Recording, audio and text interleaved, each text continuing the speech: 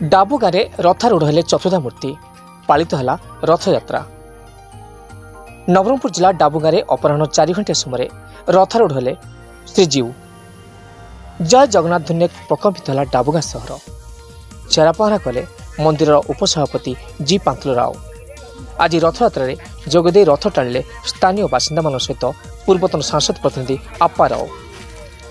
केलिया मंदिर परिचालना कमिटी संपादक देवराज पात्र, ब्लॉक अध्यक्षा बीणा माझी, हिंदू महासंघ प्रमुख जयंत कुमार पात्र, बीजेडी ब्लॉक सभापति सुरेंद्र मिश्र, विधायक प्रतिनिधि एम्बुल राव, मंदिर उपसभापति जी पांतुल राव, जिला वेब मीडिया संपादक मिहिर शंकर पात्र, सूर्य सुबुद्धि, भगवान खुंटिया, कुनु पात्र एवं अन्य समस्ते उपस्थित थे।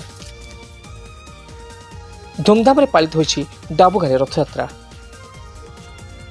डाबूगाँ ब्लॉक तथा पापड़ाहांडी झरिका ब्लॉक भक्त एवं श्रद्धालु माने आसी भगवान बलभद्र, जगन्नाथ एवं मां सुभद्रा को दर्शन करथिले। नवरंगपुर समाज।